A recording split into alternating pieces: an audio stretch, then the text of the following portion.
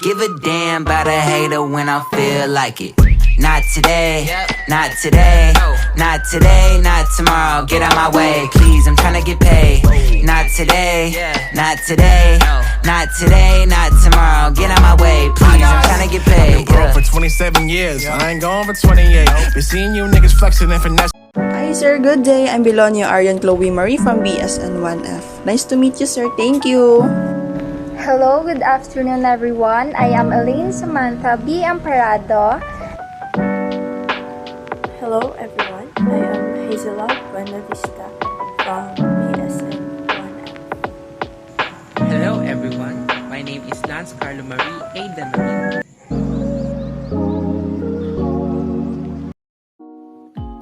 What is health? Health in medical model has been defined primarily as an absence of physical and mental disease. The illness paradigm typically emphasizes disease rather than health and well-being by Larson 1999. Health has also been defined much more broadly by the World Health Organization or WHO in 1948 as a complete state of physical, mental, social, and emotional well-being, not merely absence of disease. Other definitions of health include: first, the states of optimum capacity to perform roles and tasks one has been socialized into. Second, a joyful attitude toward life and a cheerful acceptance of one's responsibilities. And third, the capacity to maintain balance and be free from underpain, discomfort, disability, or limitation of action, including social capacity. Health education. Health education involves giving information and teaching individuals and communities how to achieve better health, a common role within nursing. Health education has been defined as those activities which raise an individual's awareness, giving the individual the health knowledge required to enable him or her to decide on a particular health action.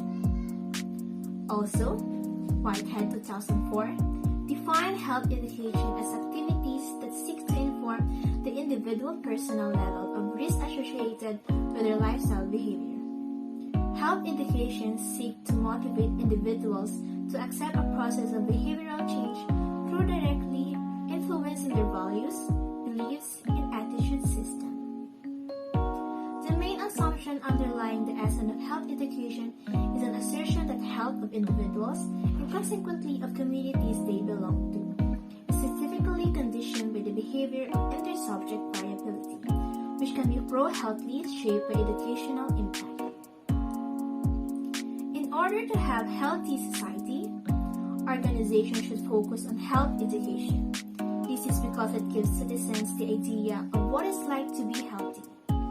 In addition, it's a good strategy to inform them of the risks they can experience if they don't take health.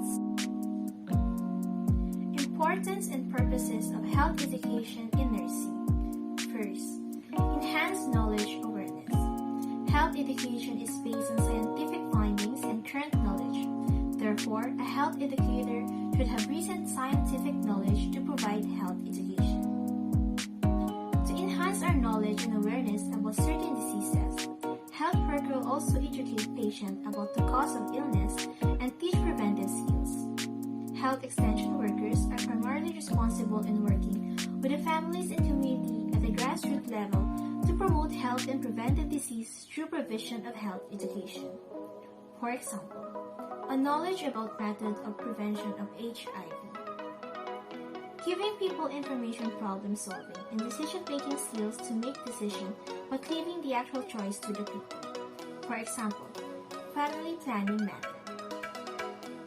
Promotes health, safety, and security of the people.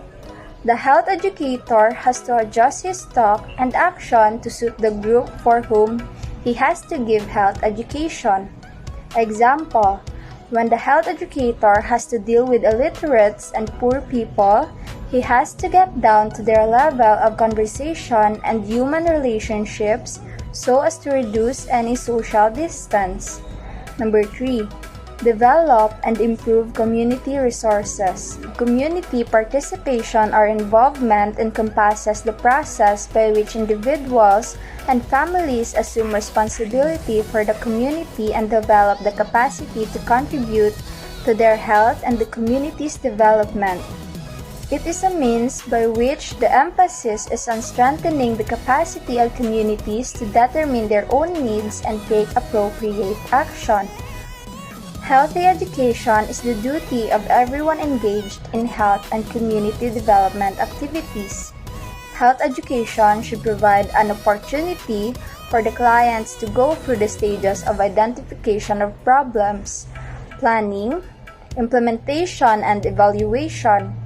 This is of special importance in the health education of the community, where the identification of problems and planning, implementing, and evaluating are to be done with full involvement of the community to make it the community's own program.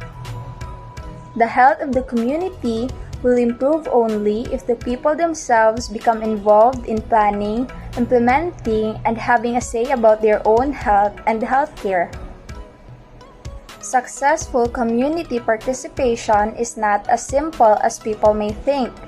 It requires a demanding task of working with the local communities, holding dialogue, initial teaching, and awareness-raising activities, supporting community organization, and being able to convince and work with community leaders. Number 4. Increase productivity and strength of character. A good quality education is the foundation of health and well-being. For people to lead healthy and productive lives, they need knowledge to prevent sickness and disease. For children and adolescents to learn, they need to be well-nourished and healthy. 5. Disease prevention. Prevention is defined as the planning for and the measures taken to forestall the onset of a disease or other health problem before the occurrence of undesirable health events. Primary prevention is comprised of those activities carried out to keep people healthy and prevent them from getting disease.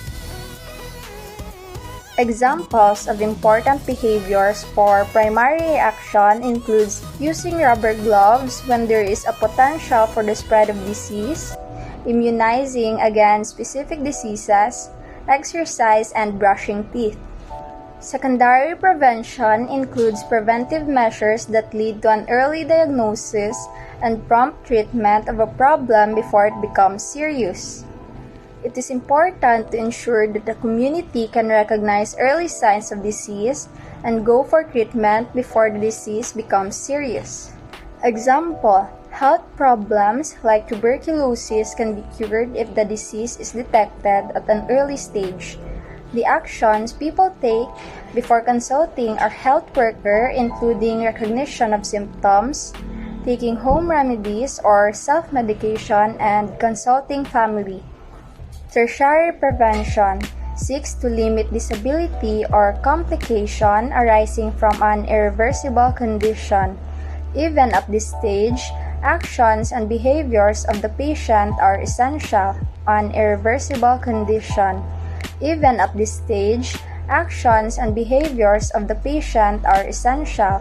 The use of disability aids and rehabilitation services help people from further deterioration and loss of function. For example, a diabetic patient should take strictly his or her daily insulin injection to prevent complications. 6. Minimize cost. Recognition of early symptoms and prompt self-referral for treatment. One way to help reduce the cost of healthcare is to educate patients about their health and how to prevent or manage diseases. Patient education can help patients make better choices about their healthcare, such as choosing preventive care services or deciding when to seek medical treatment. For example, if patients understand the risks and benefits of a particular treatment, they may be less likely to choose a more expensive option that is not necessary. In addition, Patient education can help patients manage their chronic conditions more effectively, which can reduce the need for costly hospitalizations and other healthcare services. For example, patients with diabetes who receive education about their disease and how to manage it are less likely to need hospitalization than those who do not receive education. Overall, patient education is a key part of reducing the cost of healthcare. By helping patients make better choices about their healthcare and preventing unnecessary use of healthcare services, patient education can save money for both patients and the healthcare system. 7. Self-reliant behavior. People stay healthy or become ill often as a result of their own action or behavior. In health education, it is very important to be able to identify the practices that cause, cure, or prevent a problem. Promotes self-help and self-reliance. If people do their own development work, they learn and become more conscious of their needs and potentials for solving their own problems. They make use of local skills, they learn to be responsible for themselves, and there they gain the necessary self-confidence. Actions that healthy people undertake to keep themselves or others healthy and prevent disease. Good nutrition, breastfeeding, reduction of health-damaging behaviors like smoking are examples of healthy behaviors. Example: using mosquito nets and insect sprays helps to keep mosquito away. Feeding children with bottle put them at risk of diarrhea. Defecating in an open field will lead to parasitic infection. Unsafe sex predisposes people to unwanted pregnancy, HIV or AIDS, and other STDs. Ways to promote health education. Evolution of nursing education. Nursing education has changed dramatically over time in response to the equally transformative nature of the profession itself. The field has taken several small steps forward to get to where it is today. But a comprehensive overview reveals sweeping changes in how nurses are prepared for the challenges of their chosen profession. The beginnings of nursing education. 18's first acknowledgement as a unique discipline, the responsibility for teaching has been recognized as an important role for nurses as caregivers. While female caretakers have existed in some form of millennia, the nursing profession as it is known that it has origins in the 18th and 19th centuries. Initially, most care occurred at home, wherein the Catholic Church was provided by esteemed monks, nuns, and laicresses. 1854, Florence Nightingale and volunteers provide care during Crimean War. Florence Nightingale, a founder of modern nursing, was an ultimate educator. She also emphasizes the importance of teaching patients the needs of adequate nutrition, fresh air, exercise, and personal hygiene to improve their well-being. Arguably, the most well-known development in both nursing and nursing education, Florence Nightingale's work during the Crimean War demonstrated the value of female nurses and the need of strict sanitation practices. Known as the Lady with the Mop, Nightingale helped to reduce the death rate in Crimean military hospitals. Today, she is widely regarded as the founder of modern nursing. 1873, multiple nursing schools founded, a landmark year for nursing education. 1873 saw the founding of several prestigious programs. Other significant programs launched in 1873 including New Haven Hospital's Connecticut Training School and Massachusetts General Hospital's Boston Training School. Many additional schools followed, and after a decade, there were 35 nursing programs in the United States. 1896, the Nurses Associated Alumni assembles. The original purpose of the Nurses Associated Alumni was to establish and maintain a code of ethics, to elevate the standards of nursing education, to promote the usefulness and honor the financial and other interests of nursing. Eventually, this organization became the American Nurses Association, which remains incredibly influential to this day. 1915, the National League of Nursing Education presents a standard curriculum as the first professional nursing organization organized by women. The traditional League of Nursing Education (NLNE) was highly influential during the early 19th. In 1915, the League took a major step forward by presenting a standard curriculum. Divided into 7 major sections, each of these areas involved at least 2 courses, which emphasized practices such as observation and experimentation. 1923, Josephine Goldmark publishes Forward Thinking Report on Nursing Education. Goldmark publications advocated for appropriated nursing education approaches, including the use of accreditation procedures on a national level. Her report was based in part on her investigations of over 70 schools of nursing. 1925, Committee on the Grading of Nursing Schools marks the formation of the Committee on the Grading of Nursing Schools.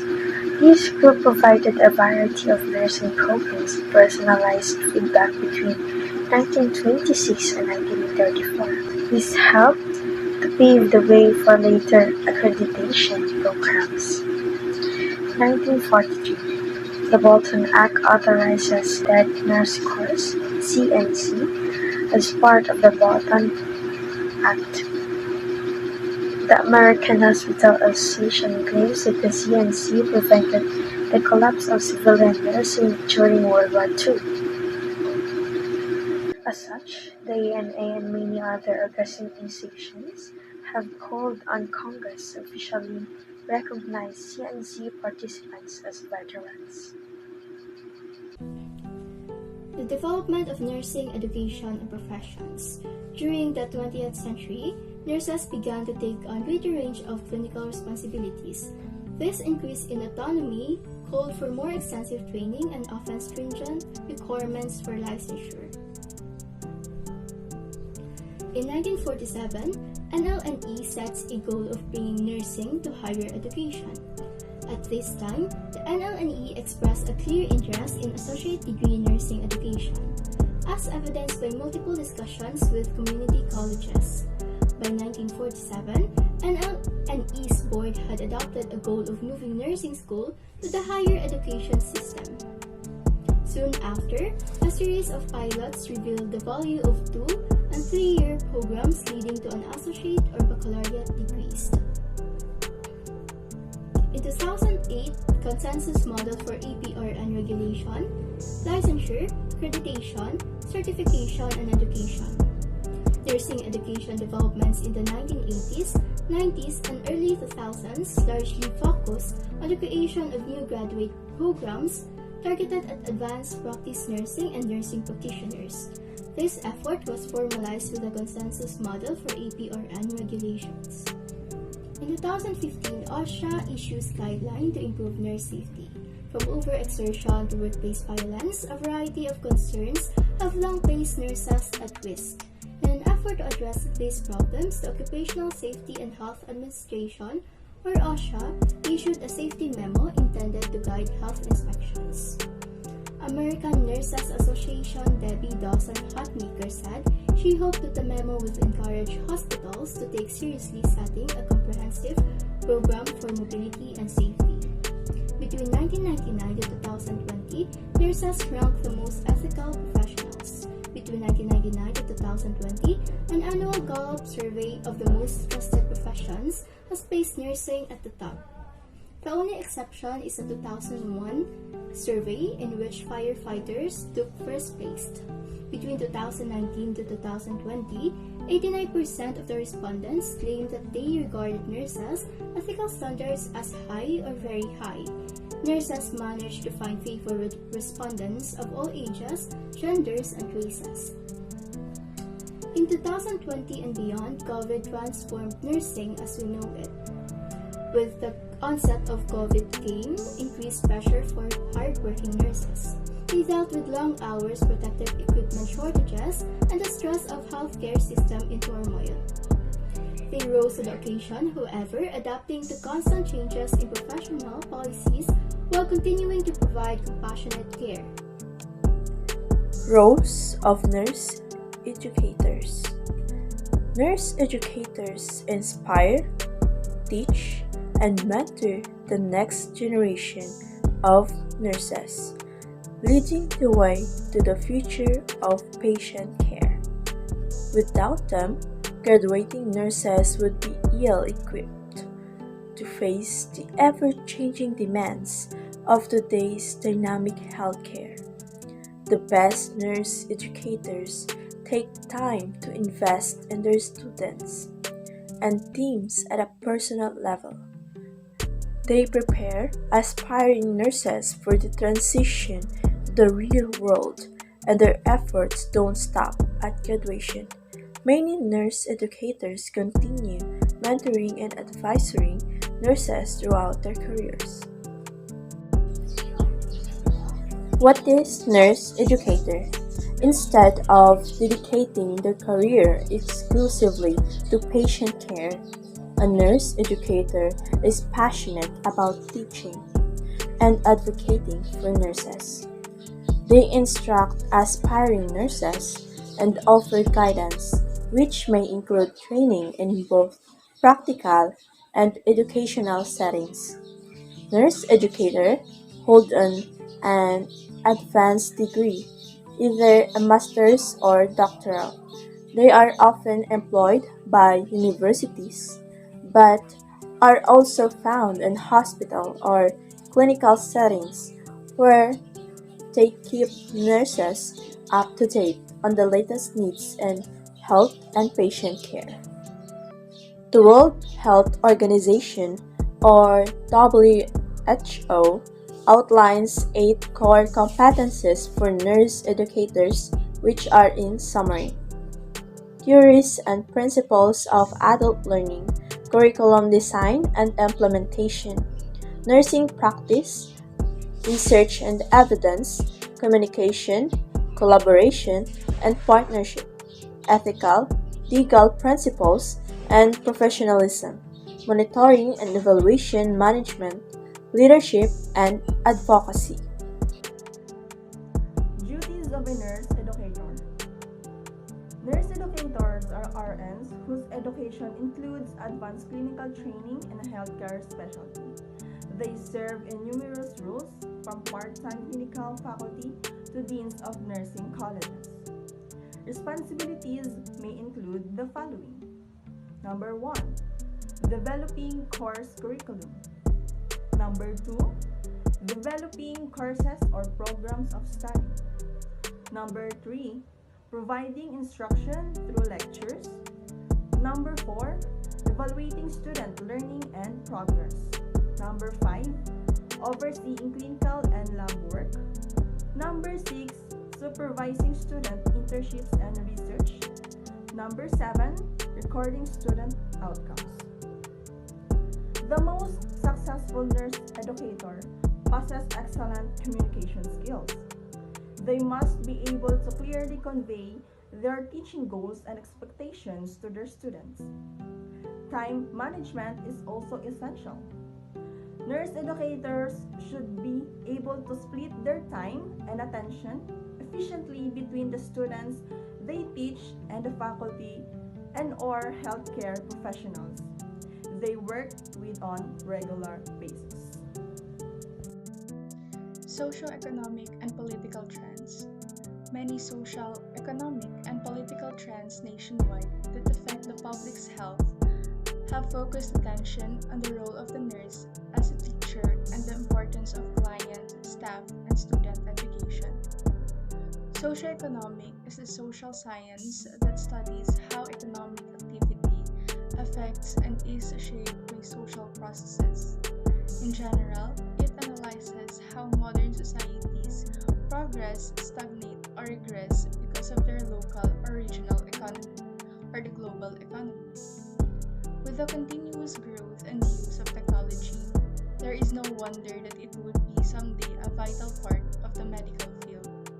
Socioeconomic and political changes plays an important role with the advancement and delivery of healthcare to the public.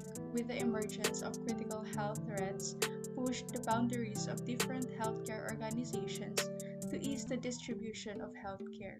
So what are the socio-economic and political trends that affects the healthcare? Home health. Home healthcare is a wide range of healthcare services that can be given in your home for an illness or injury.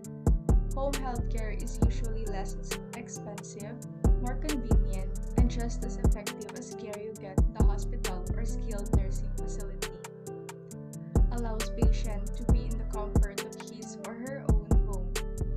Allows for faster release from hospitals. Cheaper medical bills in some cases. Enhances family and patient to be critically involved in treatment. Boosts quality of recuperation.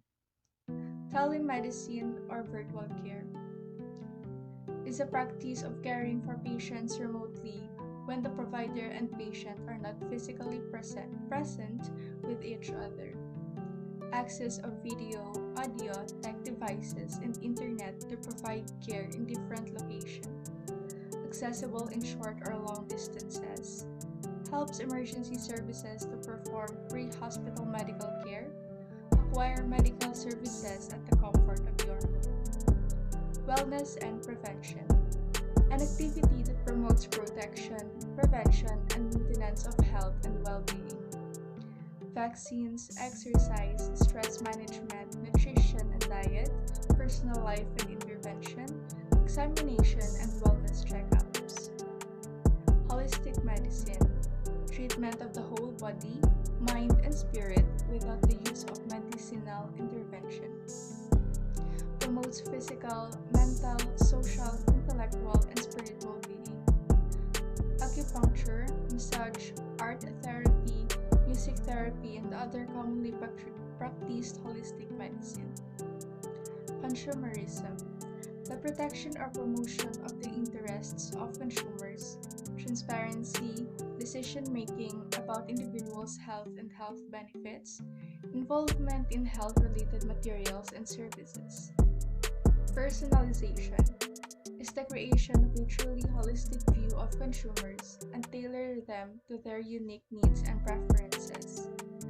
Healthcare based on preference and need, satisfaction and confidence, free will. Healthcare nursing process versus education process. Nursing process.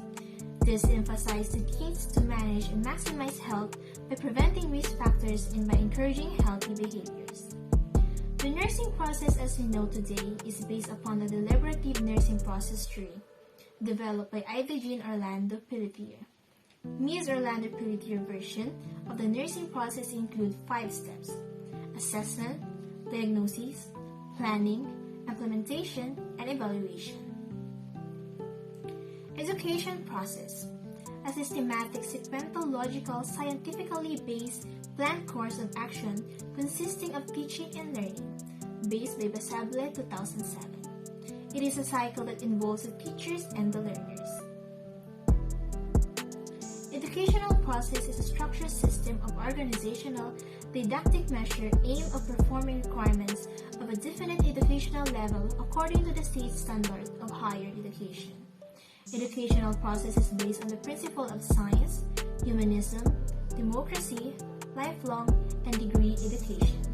Steps in the nursing process and education process. A. Assessment. What data is collected? The first phase of the nursing process. It involves collecting, organizing, validating, and documenting the client's health status. B.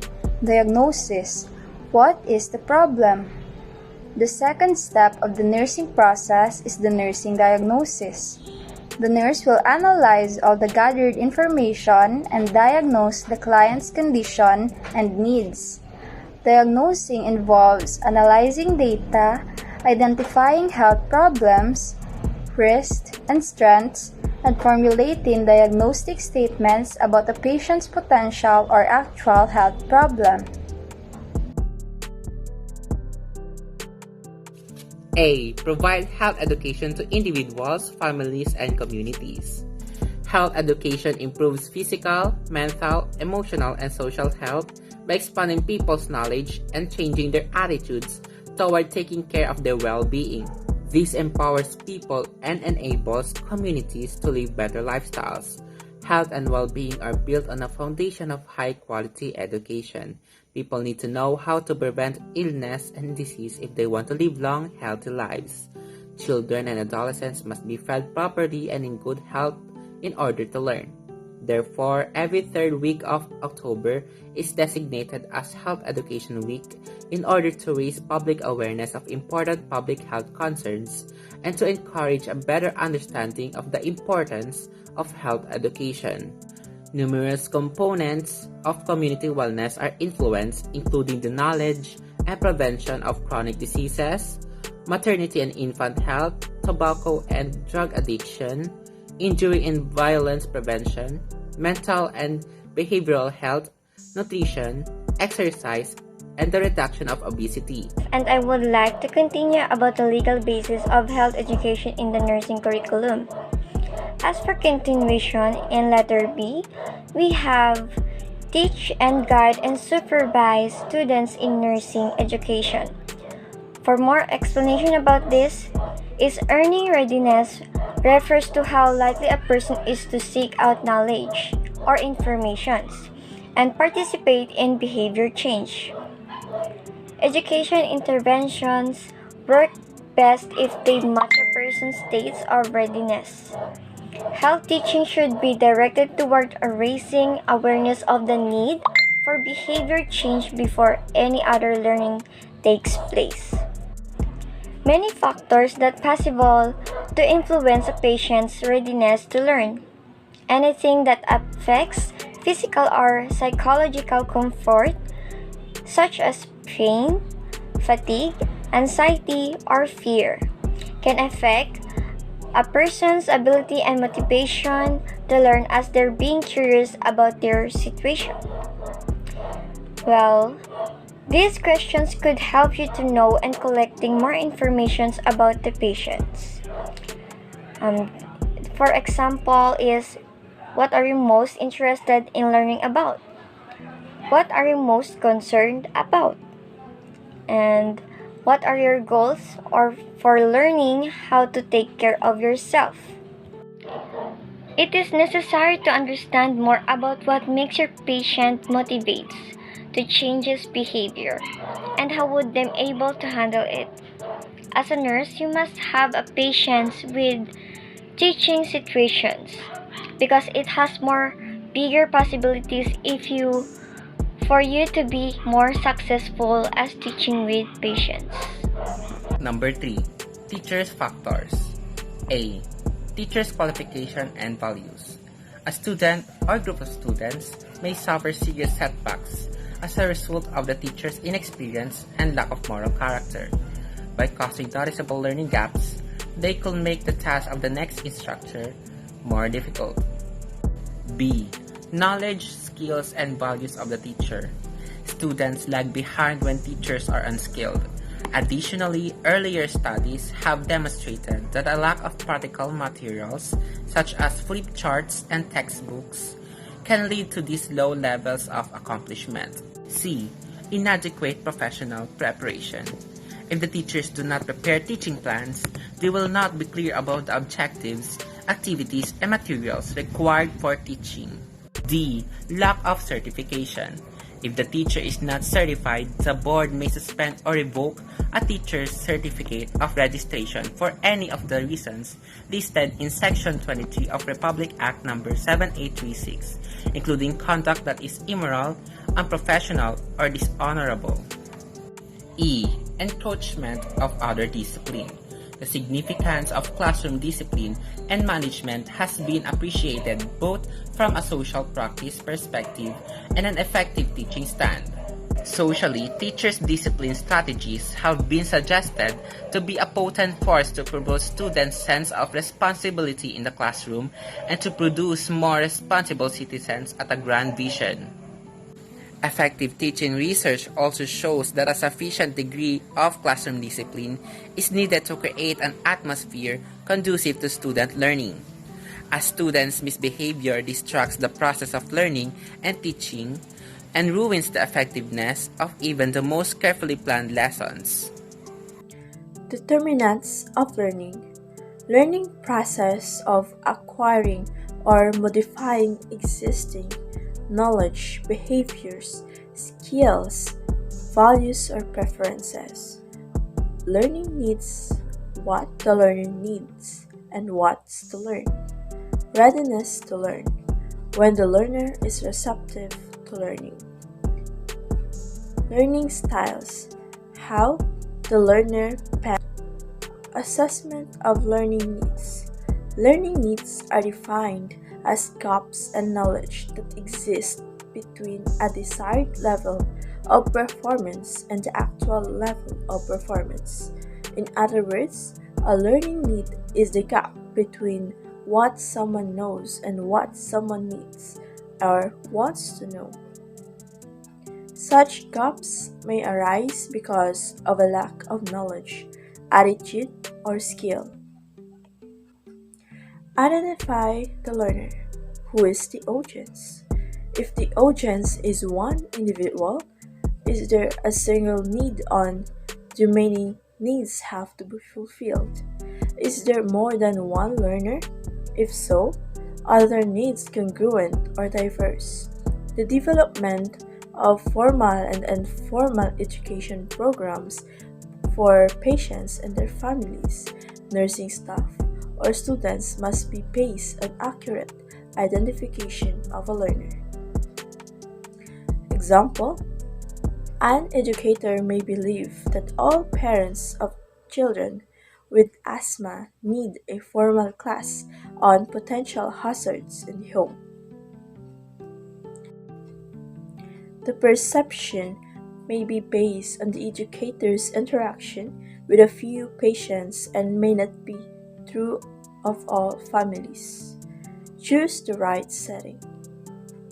Establishing a trusting environment helps a learner feel a sense of security in confiding information, believe their concerns are taken seriously and are considered important, and feel respected.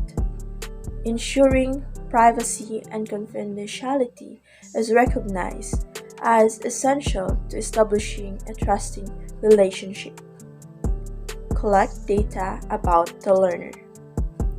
Once the learner is identified, the educator can determine characteristics, needs of the population by exploring typical health problems or issues of interest to that population.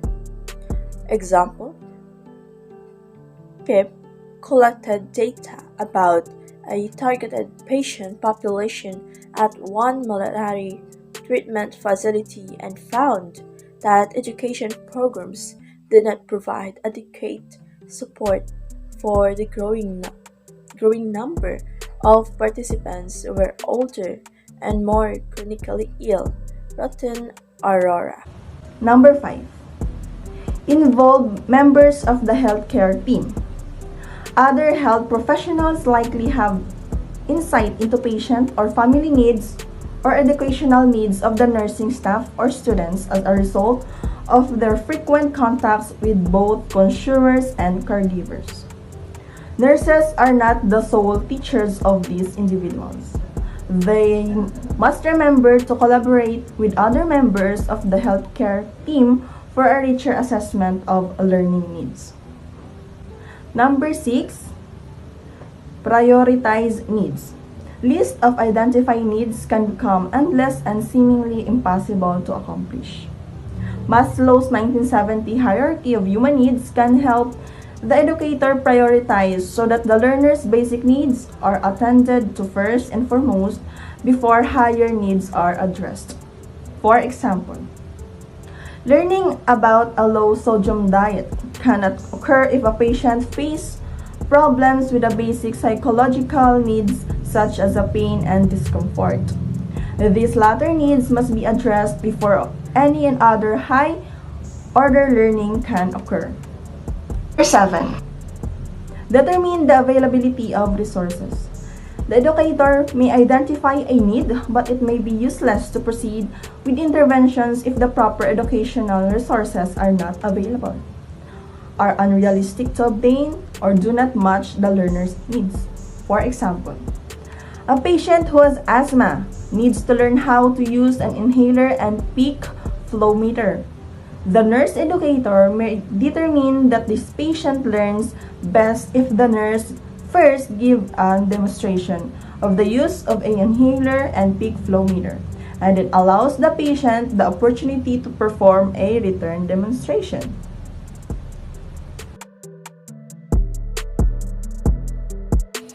Good day everyone, my name is Lawrence Capistrano and I am from BSN1F, and I'm here to share you some information about socioeconomic and political trends that affects our healthcare.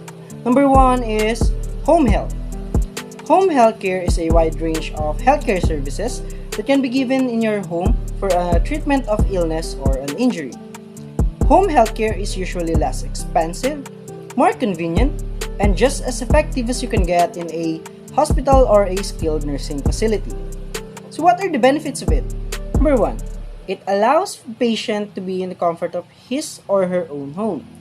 Due to the rise of global pandemic and with the rise of COVID positives, some health professionals actually believe that it would be more convenient for the patient to recover from an illness or an injury at the comfort of his or her own home, to avoid the risk of getting the virus and spreading it more to the community.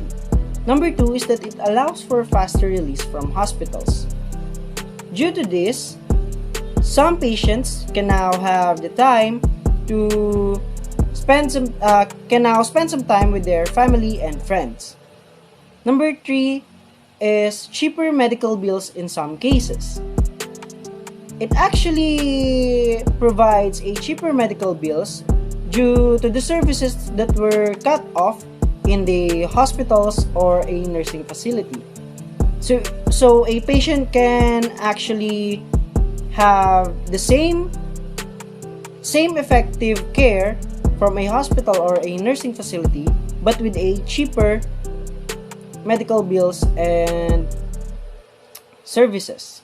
Number 4, it enhances family and patient to be critically involved in treatment, or it allows family and patient to be critically involved in the treatment. In some cases, patients actually recover faster from an illness or an injury with the help of their family. Their family can provide physical, mental, and emotional support that can help in the patient's faster healing or recovery from the illness or the injury. It boosts quality of recuperation. As I have said, their family, and because they are in the comfort of their home, they are with their family, and so that their family can provide the necessary support for faster recuperation or recovery of the patient from an illness or an injury. Telemedicine or virtual care. It is a practice of caring for patients remotely when the provider and patient are not physically present with each other. It has been a trend due to the global pandemic and due to the restrictions that the government has implied. It requires access of video, audio, tech devices, and internet to provide care in different locations, which means that wherever you are and whenever you needed a healthcare service, you can now actually access it in the comfort of your own home, or even at your offices, or even in a remote area. It is accessible in short or long distances. As I have said, wherever you are, you can access this type of healthcare service. So that meaning it would be more convenient for the patient to access this type of healthcare. Number 3, helps emergency services to perform pre-hospital medical care. In some cases, there are virtual bots and AIs that actually provides an actual diagnosis to the patients.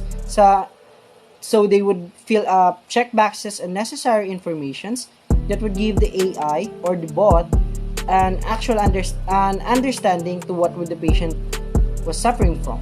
The bot or the AI will give an diagnosis using statistics and probability. What would be the probable cause or the probable illness that the patient was suffering from. Number 4, lastly, is it would be easy to acquire medical services at the comfort of your home. As I have said, using virtual care or telemedicine, you can access whenever you are and wherever you are. You can access healthcare services faster and easier. So the next one is AI, or artificial intelligence. Artificial intelligence is the simulation of human intelligence processes by machines, especially computer systems. So, how does AI affects the quality of healthcare that we receive? Number 1 is convenience. Many healthcare professionals or medical professionals actually view AI as an convenient partner in providing healthcare services. For an example, it improves patient care, saves cost, and increases efficiency and quality of care for health services that is provided to the patients. One of the great examples are the real-time monitoring that is powered by AI. It monitors patients' vital signs using sensors and automatically records and reports the patient's situation to the doctors. So if they are having problems or troubles, the doctors can be easily called and they can easily look at the situation of the patients. Another one is the AI-powered MRI. Radiologists can now detect high-profile acute conditions such as pulmonary embolism and pneumothorax and so on and so forth. AI-powered softwares and chatbots also provides aid. As I have said from before, the telemedicine or the virtual care, it greatly shaped the healthcare of the patients during the global pandemic. It provides an aid in online appointments or automation of the primary care for the patients. Another topic that we cannot forget in this is the inflation.